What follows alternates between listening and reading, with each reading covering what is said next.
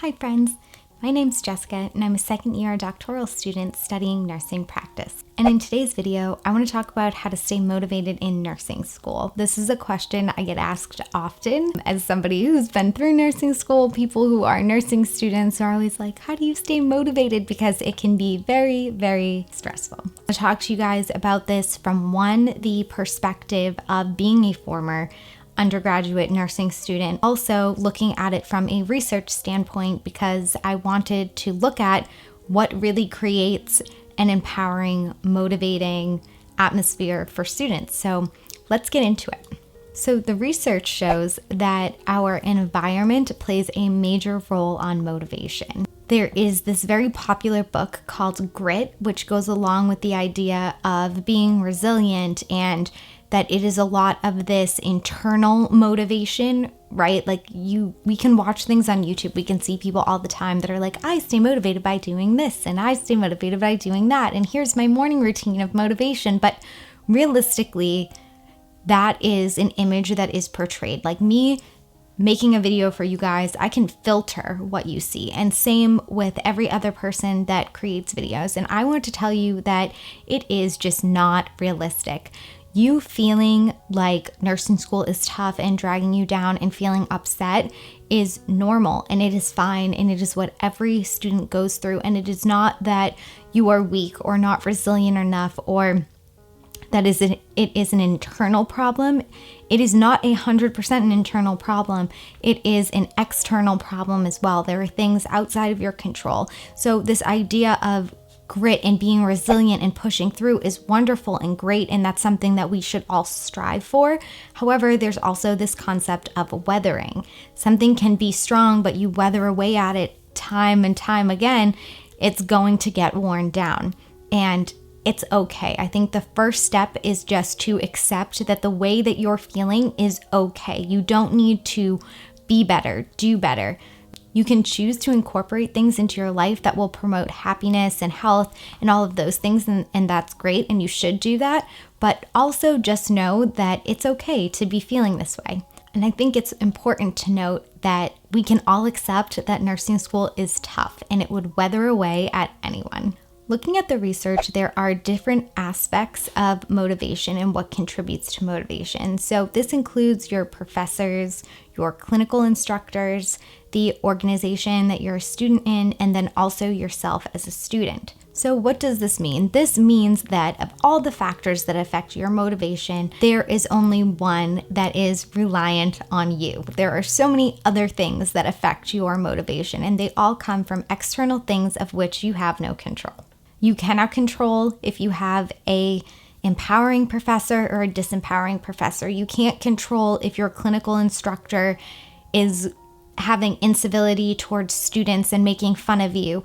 You can't control the way that the faculty may have set up the nursing program. There's just all of these things that you can't control. And I do want to preface this by saying, in my experience, 99.9% of nursing professors and clinical instructors are really trying to be the best teachers that they can be. Unfortunately, when it comes to NCLEX and nursing training, the questions are difficult and they're training you to be ready for the NCLEX because their program is judged on the percent of students who pass NCLEX. So it is important for them to have you guys pass NCLEX. So I don't want this to seem like I am saying this is all your professor's fault or all the school's fault. No, but I am saying that I have seen it with both myself and with other nursing students. I have a lot of nurses in my family. I have a lot of nurses around me. It's pretty crazy. So I'm surrounded by nurses. So I've seen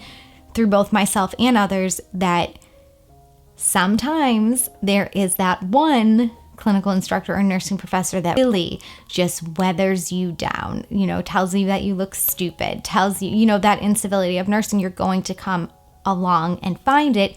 So those are those environmental factors that you can't control, but you can control your one internal factor. There's different factors that can influence your motivation. We have intrinsic, which comes from within you, and extrinsic, which comes outside of you. And we talked about the people and organizations that can affect you But then there's also things like external rewards and punishments. So if you do well on a test, you'll become valedictorian of your class, and that is kind of an external reward, or you may be punished because you feel embarrassed. There's also internal rewards and punishments, which are things you can do for yourself. And a lot of times this can look like, oh, if I complete this goal, I'm going to buy myself that outfit I really want, or something like that. And we're going to talk about internal rewards and punishments and how to use them for your benefit. So we'll get into that. So the intrinsic factors are based on why you want to be a nurse, why you're interested in nursing, why the nursing career satisfies you. These are all those like internal motivations that aren't like a reward or a punishment. It's your wanting to be a nurse, right? So the research showed that the students that had high levels of that intrinsic motivation were more successful students. So we're going to get into how to increase that. All right, so let's talk about the tools that you can use to keep yourself motivated. Now that we talked about the research, we talked about the different situations that you might find yourself in, let's talk about what you can do. So the first thing, the biggest and most important motivational factor is our intrinsic motivational factor, which we talked about was that wanting to be a nurse, why you want to be a nurse, why you love nursing. So practicing gratitude can be really beneficial from this aspect because it reminds yourself of why you want to be a nurse. So whether you guys want to take out a journal and just sit down and think about these things, you can do that, or you can kind of just say it to yourself. You can pause this video and do it, or you can wait till after, but really focusing on what internal, intrinsic factors make you want to be a nurse. So let's talk about number 2. Let's say you know your internal motivation, it's just not enough. You need a little boost, like you've always wanted to be a nurse, but you have all these external things that you have no control over that are weathering away at you. I mean, I see nursing students all the time that are single parents with 2 kids, working full-time jobs at night while taking nursing school during the day. I couldn't do it. I'm just saying it now. Maybe I could, but I would be very tired. So there are certain things, everyone is kind of dealt a different hand, right? Additionally, it could be somebody who maybe doesn't have kids and doesn't have to work and can get through nursing school, but maybe you're struggling with your own chronic illness.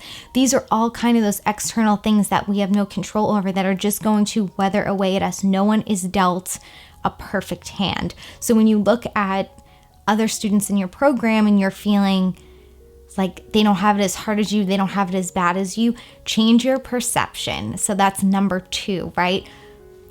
Look at life through rose-colored glasses. Your perception of a situation changes the entire situation. So don't have a victim mentality. Don't think, oh, it's so much harder for me than it is for everybody else. Everyone is struggling with their own struggles. So keep that in mind and start to look at things like, think about yourself a year ago or 2 years ago or 3 years ago or 4 years ago, wanting to be a nurse, wanting to get into nursing school, being willing to give everything to be a nurse, and think of how proud that version of yourself would be of you now. And keep that in mind, what that person would give to be in your spot now and have this chance. And just even being grateful for the chance that you get to be in nursing school, because there's a lot of applicants and not a lot of people get in. So practicing gratitude, changing your perception, knowing that there's an endpoint coming and that being a nurse is not always like nursing school. So if you're kind of feeling unmotivated, like, what did I get myself into? This is not the job that I want. And it is difficult too, because what you're seeing in clinical is like a little bubble of nursing. That is not every single nurse. There's so many avenues of nursing and so many different things that you can do. Don't feel discouraged because you're not enjoying your clinicals. There's so many other things you can do. There's injection nurses, there's school nurses, there's nurses who work for private companies doing educational seminars. There's so many different things, so don't feel discouraged. So the next tip is to find a mentor. And when I say a mentor, I mean somebody who has been through what you're going through right now. So there's kind of 2 types of mentors you can find.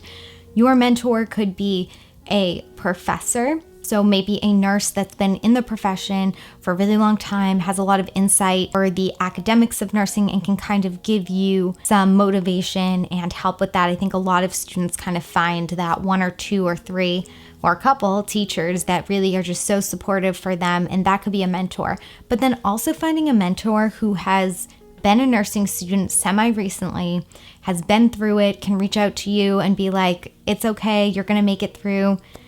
If you guys don't have one or don't know anybody, you can feel free to message me.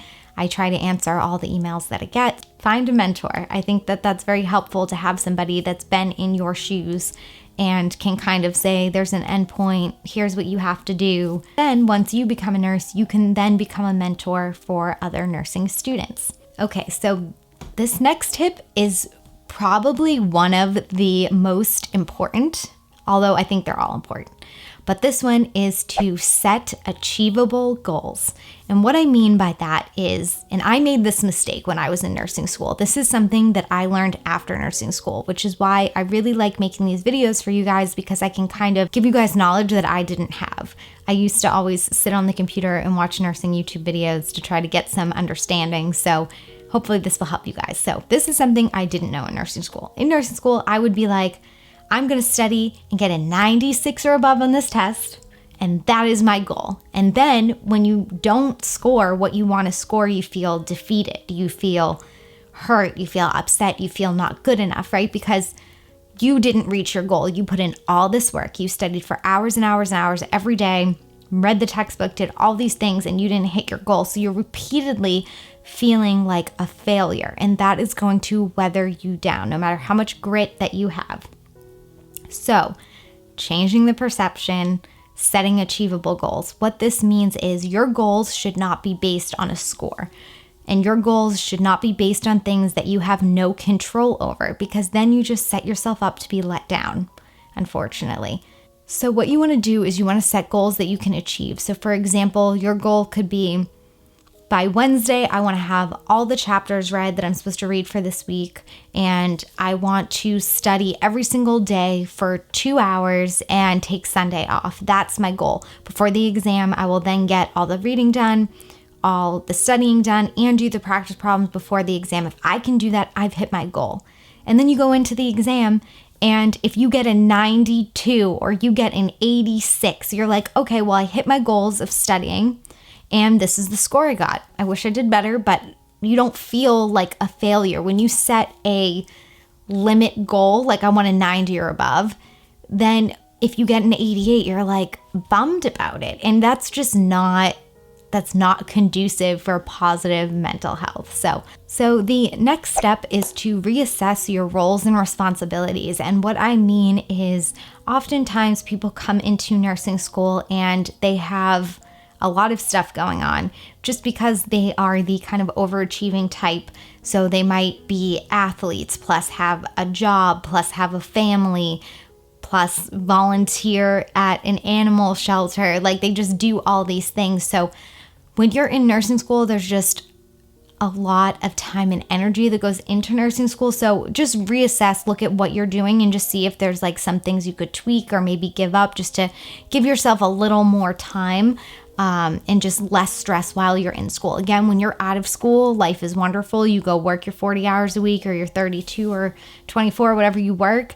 And when you're out and you can do what you want, and there's no stress of having to study or do homework assignments or anything like that. So just for that short amount of time that you're in school, just kind of reassess all the things that you have on your plate. And again, maybe you need to ask for help. Maybe you need to ask your parents to watch your kids, or maybe someone to just help you. And my next tip is to make friends in nursing school, because these people are going through the same thing that you're going through, and you guys can support each other. They're going through this with you too, so definitely make. And last and final tip is to remember that nursing, the profession, is not nursing school. So we kind of touched on this earlier, that nursing as a profession is not going to be really anything like nursing school. So if you're not having a good time, don't think like, oh, what did I get myself into? This is what I'm going to do the rest of my life. It's going to be completely different when you're out of nursing school. There's so many different avenues and things that you can do. So just keep that in mind. And also when it comes to grades, C pluses get degrees. And to be honest, some of the best nurses I know were C+ students. So don't worry, you're going to be a great nurse. All right, so that is how to stay motivated in nursing school. If you guys like this video, make sure to give it a thumbs up and subscribe below, and I will see you guys next time.